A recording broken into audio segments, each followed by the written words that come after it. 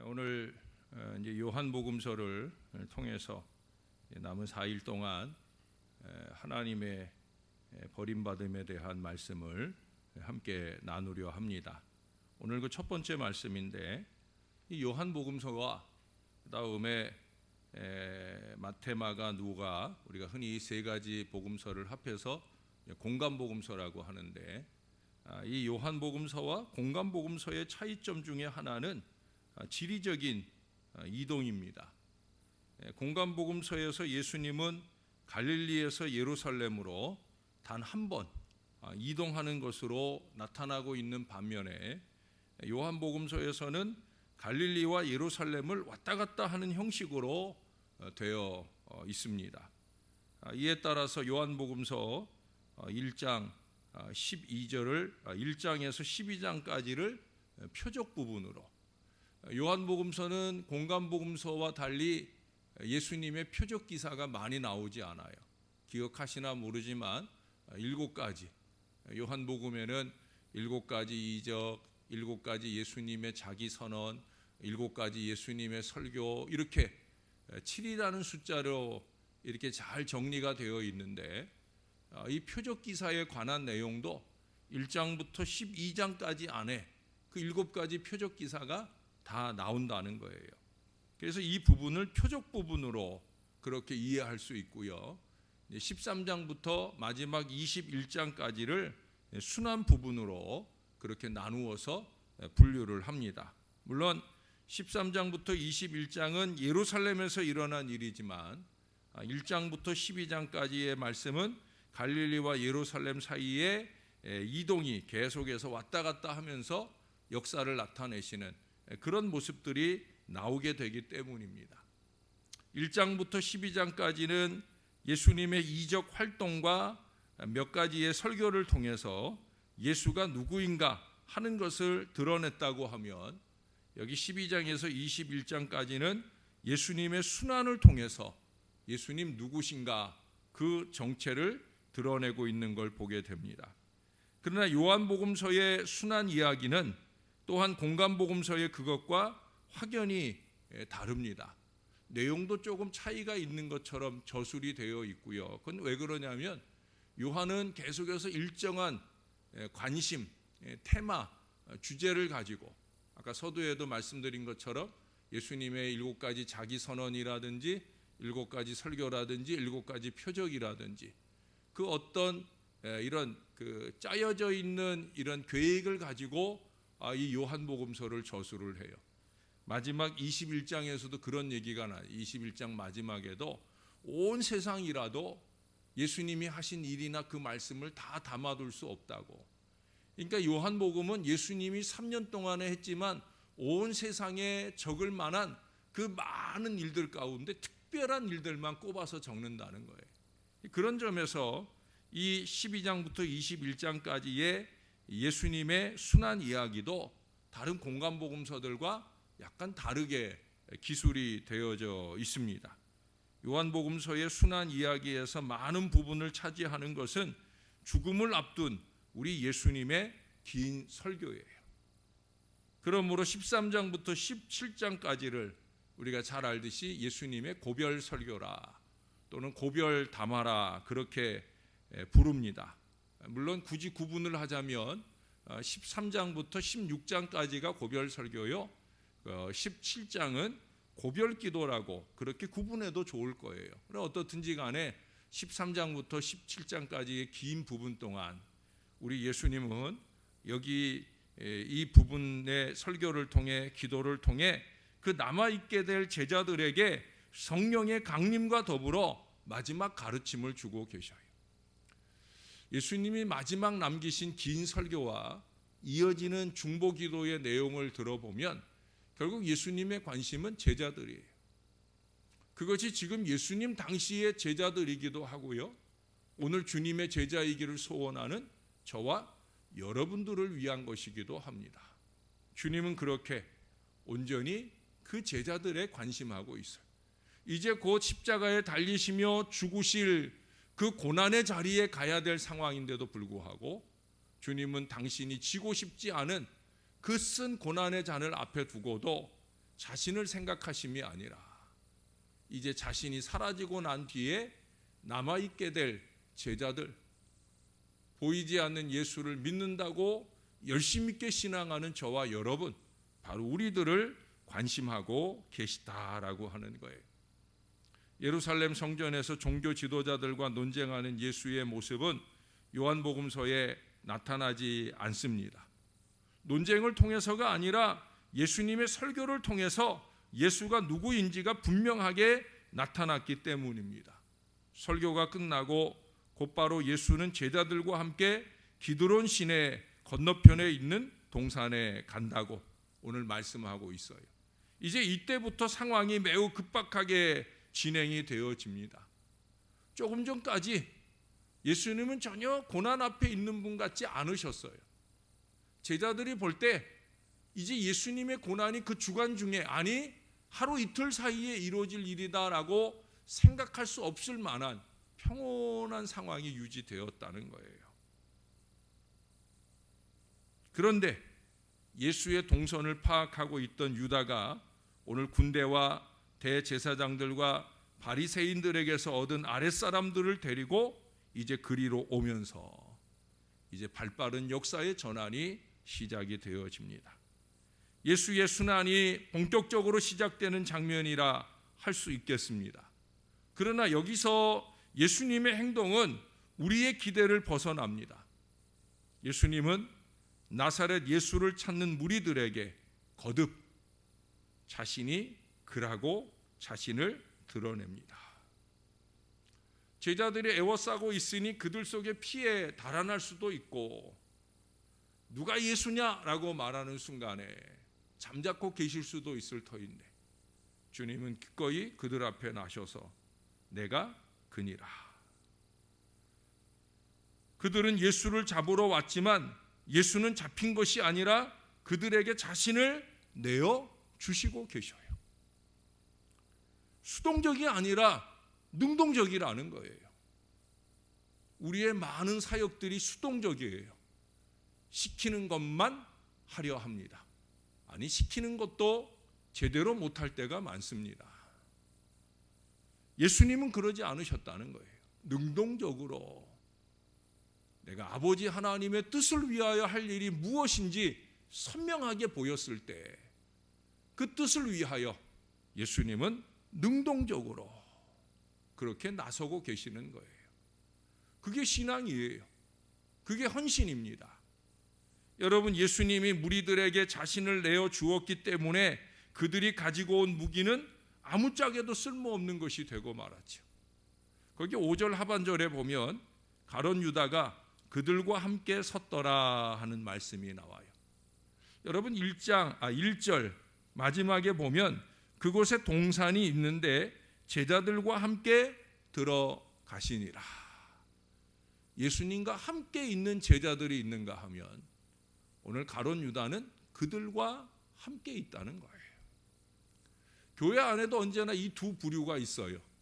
예수님과 함께 예수님 편에 예수님의 뜻을 따라가는 사람들이 있는가 하면 그들과 함께 있는 사람들이 있어요. 가룟 유다같이 예수님을 배신하는, 하나님의 뜻을 외면하는 그들과 함께 있는 자리에 있어요. 그 손에 무기는 안 들었을 뿐 무기보다 더한 배신으로 예수님을 내리치는 가룟 유다, 또 가룟 유다 같은 인생들이 있다는 거예요. 여러분, 정신을 바짝 차려야 됩니다. 저나 여러분은 과연 어떤 자리에 있는지, 예수님 고난받는 그 자리에 예수님 편에 서 있는지, 하나님의 뜻을 따라가려고 하는 예수님처럼 그 하나님의 뜻에 깨어 있는 그런 능동적인 그리스도인으로 서 있는지, 아니면 세상 사람들과 다를 바 없는, 아니 세상 사람들보다 더한 그 배신의 자리에서 그들과 함께 있는 건 아닌지 정신을 차려야 된다는 거예요. 고난주간을 지나면서도 고난주간인지를 모른 채 말하고 행동하고 게으른 채 있는 것은 아닌지 정신을 차려야 된다는 거예요. 뿐만 아니라 오늘 예수님은 자신과 함께 있던 자들의 안전을 요구하고 있어요. 거기 말씀하시잖아요. 내가 그니까 나만 데려가고 여기 있는 이 사람들은 자기들 갈 길을 갈 수 있게 용납해 달라고 거기 8절에 말씀하고 있는 걸 보게 됩니다. 내가 예수님이니까, 너희들의 목표는 나니까 내 제자들은 건드리지 말아라. 예수가 자신을 내어주는 것과 아버지가 그에게 준 사람들을 끝까지 지키는 것이 함께 기록되어짐으로써 예수님이 이루고자 하는 아버지의 뜻이 무엇인지를 분명히 보여주고 있어요. 당신은 고난을 받아도 우리는 살리고 싶은 것이, 예수님의 제자들은 살리고 싶은 것이 예수님, 그분의 마음속에 선명하게 새겨진 하나님의 뜻이라는 거예요. 예수가 구하는 것은 자신의 목숨이 아니라 아버지가 보내신 이들의 목숨이라는 거예요. 그러나 여러분, 안타깝게도 그 뒤에 이어지는 말씀에 보면 너무도 분명한 이 뜻을 베드로는 보지 못한다는 거예요. 조금 전 만찬의 자리에서 예수님 설교를 마지막으로 듣는 자리에서 내가 주와 함께 죽을지언정 절대로 주를 버리지 않겠다고 한 그가 주님의 뜻을 버리는 어리석은 행동을 하고 있는 걸 보게 됩니다. 왜 그럴까요? 감정에 사로잡혀서 그런 거예요. 베드로는 칼을 빼어가지고 대제사장의 종의 귀를 베어버리는 충성을 보이지만 그것은 오히려 예수의 뜻을 알지 못하는 미련함만 드러낼 뿐이라는 거죠. 제가 늘 자주 드리는 표현처럼 미련이 믿음은 아닌데, 미련이 믿음은 아닙니다. 이 코로나19로 인한 어려움 속에서도 미련을 보고 나태를 보기도 합니다. 믿음을 보여야 되는 거예요. 미련이 아닌 믿음을, 나태나 게으름이나 이유나 핑계나 두려움이 아닌 믿음을 보여야 되는 거예요. 때때로 우리의 충성과 열심이 그런 미련으로 주의 뜻을 거스를 때가 너무나 많다는 거예요. 교회를 위한다지만 실제는 그 하나님의 몸된 교회의 머리 대신 우리 예수님의 뜻은 전혀 나타나지 않는 미련을 보일 때가 얼마나 많은지 몰라요. 참 답답하지요. 이게 절대 교회를 위하는 일이 아닌데 오늘 베드로처럼 그것을 교회를 위하는 일로 착각을 하고 칼부림하기에 정신이 없는 어리석은 인생들을 교회 안에서 볼 때가 있다는 거예요. 여러분, 예수가 폭력을 원하셨다면 자신을 그렇게 스스로 내어주셨겠습니까? 이 무리들의 무기를 무기력하게 만든 예수와 전혀 다른 방법을 사용한 오늘 베드로의 모습은 그 시기 베드로의 믿음의 정도를 보여주는 거예요. 교회를 위한답시고 하나님의 뜻을 외면한 채 행하는 우리의 어리석음이 바로 우리 믿음의 수준, 믿음의 한계를 보여준다는 사실이에요. 아직은 예수의 순환을 이해하지도 따르지도 못하는 오늘 베드로의 모습처럼 주님의 십자가 고난을 묵상하는 사순절이나 또 이 고난 주간에 깊이 들어가면서도 우리는 어쩌면 믿음 없는 모습을 보여주는 건 아닌지, 예수의 죽음에 직면한 베드로의 이러한 무지가 우리의 어리석음이 결국 예수를 부인하는 자리까지 이어지게 된다는 사실을 우리는 베드로를 통해 깨달아야 됩니다. 예수님은 11절에 분명하게 말씀하시죠. 아버지께서 주신 잔을 내가 마시지 아니하겠느냐. 이해할 수 없는 아버지의 뜻에 대한 그 철저한 순종, 오늘 예수님은 여기서 믿음이 무엇인지를 우리에게 분명하게 보여주셔요. 기억나시나 몰라요. 요한복음 3장 16절과 마지막 36절 두 구절의 말씀을 통해 믿음을 설명드렸던 적이 있어요. 그 두 가지 말씀을 비교해보면 믿음은 철저한 순종이에요. 예수님이 하신 말씀이에요. 그리고 예수님은 오늘 보여주고 있어요. 믿음은 철저한 순종이다. 아버지 뜻대로, 네오볼렌테, 아버지 뜻이라면 그 하나님의 뜻대로 바로 그 믿음을 한결같이 순종하며 살아내는 것, 그것이 바로 믿음이라는 거예요. 아버지의 뜻에 순종하겠다 하는 예수의 의지가 분명한 마당에 이어지는 이 재판 이야기는 일종의 사족에 해당한다고 볼 수 있어요. 그러나 예수의 재판은 예수의 정체와 예수를 죽인 자들의 불의를 고스란히 드러내는 그런 기능을 하고 있어요. 여러분, 예수님은 아버지의 뜻을 따라 자신의 길을 가고 계셔요. 그러나 그렇다고 예수를 죽인 자들의 불의가 덮어지는 것은 절대 아닙니다. 아버지의 뜻을 외면한 자의 그 어리석음, 그 불의함, 그것이 눈 감아지는 것이 아니라는 사실을 우리가 잊지 말아야 되는 거예요.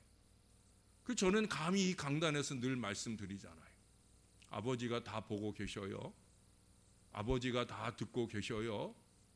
제가 이 말씀을 드리는 이유를 여러분 두려움 가운데 깨달아야 됩니다. 정말 내가 행하는 열심이 아버지가 보실 때 잘했다라고 할 열심인지 우리가 돌아보아야 된다는 거예요.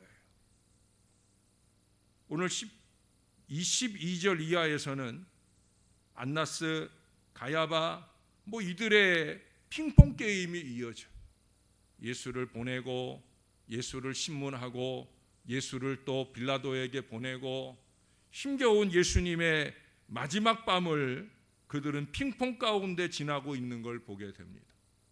그런데 여러분, 놀라운 사실을 오늘 본문 후반부에 적고 있어요. 그들에게 신문을 당하는 중에 예수님이 오히려 그들을 공격하는 장면이에요. 그들은 예수가 드러내놓고 행할 때는 아무 짓도 못하다가 이제 이 한밤중에 은밀하게 폭력을 동원해서 예수를 해치려고 하는 자들을 봅니다. 그들은 자신들이 기다려온 그 메시아를 죽음에 이르게 하면서 사람들을 거짓으로 충동해 놓고 자기들은 뒤로 쏙 빠져가지고 유월절을 깨끗하게 지내겠다고, 예수님의 피를 자기들 손에는 안 묻히겠다고, 그러면서 충동질한 백성들을 관정 안으로 들여보내고 자기들은 그 이방인의 관정으로 들어가지 않은 채 자기들은 유월절을 깨끗하게 지킨답시고 예수님을 십자가에 못 박아 죽이는 일을 배후에서 드러내놓지 않고 이 일들을 이루어 가더라는 거예요. 그러나 여러분, 이 요한복음서의 또 다른 특징 한 부분을 우리는 찾아볼 수가 있습니다. 그건 뭐냐면 이들의 핑퐁 신문하는 그 사이, 이 신문의 이야기들을 거기 보면은 19절에서 24절까지의 말씀에 그 내용이 나오는데, 그 앞에 있는 15절부터 18절까지 그리고 25절부터 27절까지의 내용 속에서 베드로의 부인 이야기를 하고 있다는 거예요. 이 안나스, 가야바 이들의 신문이 더 괴롭겠느냐, 아니면 그 앞뒤를 싸고 있는 베드로의 3번에 걸친 그 배신이, 부인이 더 예수님께 치명적이겠느냐 하는 걸 오늘 우리들에게 보여주고 있다는 거예요. 예수님이 걱정은 돼가지고 그 종교자들, 지도자들에게 이처럼 모욕을 당하고 있는 이 대제사장의 집들까지는 베드로가 따라왔지만 베드로는 예수의 제자가 아니라고 예수님을 부인하는 자리에, 예수님을 버리는 자리에 서게 되어집니다. 결정적인 순간에 그것이 어리석은 미련으로 예수를 따라다니는 바로 제자의 허울을 싼 사람의 극명한 모습을 우리들에게 보여준다는 거예요. 이것이 오히려 예수님에게 더 처절함을 주는 건 아닌지, 신문 당하는 순간이 아니라 제자 베드로가 자신을 부인하는 그 모습, 그 눈빛과 눈이 마주쳤을 때 그때 버림당하는 예수의 모습이 점차 구체적으로 현실적으로 드러나고 있는 건 아닌지요. 하나님의 뜻을 아는 것의 어려움이란 이런 것이 아닐까 싶어요. 하나님의 뜻을 아시는 예수님은 버림당하는 자리에 가셔요. 하나님의 뜻을 알지 못하는 베드로는 버리는 자리에 서 있어요. 우리는 어떤 자리의 제자입니까? 기꺼이 하나님의 뜻을 알고 버림당하는 제자입니까? 아니면 하나님의 뜻을 외면하고 버리는 어리석은 자리에 있는 사람입니까? 여러분, 여기 27절에 베드로의 세 번째 부인에 이어서 곧 닭이 울었다라는 설명이 있어요. 공간복음서에는 그 닭이 울 때 베드로도 울었다라는 기사가 적혀 있는데, 여기 요한복음에는 베드로가 울었다 하는 이야기는 나와 있지 않아요. 21장에 가서 다시 주의 길을 가는 베드로의 모습은 보여주긴 하지만, 오늘 이 본문 27절에 그 마지막에 아직은 회심의 통곡이 없는 이 베드로는 철저하게 혼자서 순환을 담당하는 예수와 예수의 길을 따르기에 힘겨운 제자도의 단면을 고스란히 우리에게 보여주고 있어요. 회개의 눈물이 없는 베드로, 예수님을 버리고만 베드로, 그것이 과연 미련을 믿음으로 살았던 베드로의 모습만일까? 사랑하는 여러분, 오늘날에도 예수님의 제자임을 자처하는 많은 사람들에 의해서 예수님은 버림받고 계십니다. 우리는 아니다, 절대 아니다, 과연 우리가 그렇게 말할 수 있을런지, 새벽 1시간도 깨어 있을 수 없는 우리가, 아니 고난주간 한 주간도 깨어날 수 없는 우리가 과연 그렇게 말할 수 있는지. 여러분, 그 차이는 다른 데 있지 않아요. 앞에서도 말씀드렸지만 결국 하나님의 뜻을 분별하고 사느냐 마느냐 하는 거예요. 사순절의 긴 기간 동안 교회가 예배할 수 없는 어려운 여건 중에 살면서 그 기간에 아버지의 뜻은 어디에 있는가? 끊임없이 이것을 자문하며 그 뜻, 그 편에 서 있기를 소원하는 목회자들과 성도들, 과연 우리는 그런 존재였는가? 사랑하는 여러분, 우리가 주와 함께 버림받을지언정 절대 주를 버리지 않는 저와 여러분이 되어야 합니다. 그러기 위해서는 한 가닥 믿음이라도 그 믿음을 부여잡아야 합니다. 순종의 믿음으로 부여잡아야 합니다. 깨어나야 할 때 깨어나고, 예배해야 될 때 예배하고, 전도해야 될 때 전도하고, 헌신해야 될 때 헌신하고, 주님이 내 귓가에 내 마음에 지금이다 라는 사인을 보낼 때 우리는 예수님처럼 아버지 뜻이라면 기꺼이 그 길을 갈 수 있는 주의 사람이 되어야 할 것입니다. 저와 여러분이 아버지의 뜻을 선명하게 분별하고 그 뜻에 합당하도록 능력 있게 살아가는, 예수님 버리지 않고 오히려 예수와 함께 버림받는 자리에 설지언정 그 길을 주와 함께 가는 저와 여러분 될 수 있기를 우리의 구주 되시는 예수님 이름으로 간절히 축원합니다. 우리 함께 기도하겠습니다. 자신을 내어주신 주님과 반대로 이기와 욕심으로 살아온 죄를 회개하십시다. 은혜 충만, 기도 충만, 말씀 충만하여 십자가 능력을 좀 가지게 해달라고, 우리도 주님과 함께 버림받을 자리에 나아갈 믿음을 주시라고 우리 다같이 한마음 한 목소리로 간절하게 기도하겠습니다. 좋으신 우리 하나님, 주님의 은혜를, 주님의 사랑을, 주님의 축복을 구하나이다. 영광의 주님을 바라보나이다. 주님이 우리를 도와주시리라고 그렇게 우리가 믿음으로 확신하며 주님이 우리 앞에 열어놓으신 그 길을 믿음 가운데 걸어가게 되기를 소원합니다. 부족한 저희 위에 성령의 충만함도 주시고 저희의 부족함을 깨닫게 해주셔서 그 모든 어리석음을 털어내고 영광의 주님을 향한 힘있는 보좌의 걸음을 나아갈 수 있게 도와 주시옵소서. 주님이 도와주셔야 됩니다. 주님이 은혜 주셔야 됩니다.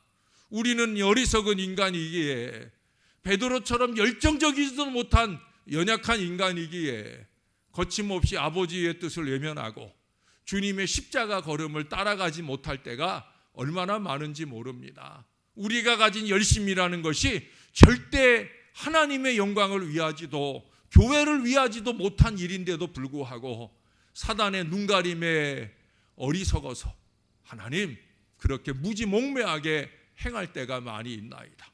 우리를 도와주시옵소서. 우리가 주님 편까지 가기가 어렵사오니 주님이 우리 편에 서주셔서 오늘 제자들을 보호하시듯 저희들을 보호하여 주시옵소서.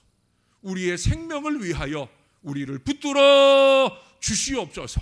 주님의 편에서 주님의 뜻을 따라가는 거룩한 백성들에게 은혜 베풀어 주시옵소서. 오늘도 그 믿음 마음으로 우리 최은정 권사님 감사 예물을 올려드립니다. 김금옥 권사님이나 정진애 권사님 등 귀한 믿음의 손길로 통하여 비전 씨앗의 예물을 심습니다. 기쁘게 연락하여 주옵소서. 정성된 믿음 마음, 그 마음에 소원하는 기도들이 응답되는 역사를 누리는 신령한 주의 백성들 다 되어지게 축복해 주시옵소서. 오직 주님 그 은혜 안에 승리할 하나님 자녀들 다 되어지게 우리 모든 주의 자녀들을 인치시고 인도하여 주시옵소서. 감사합니다. 예수님 이름으로 기도합니다. 아멘.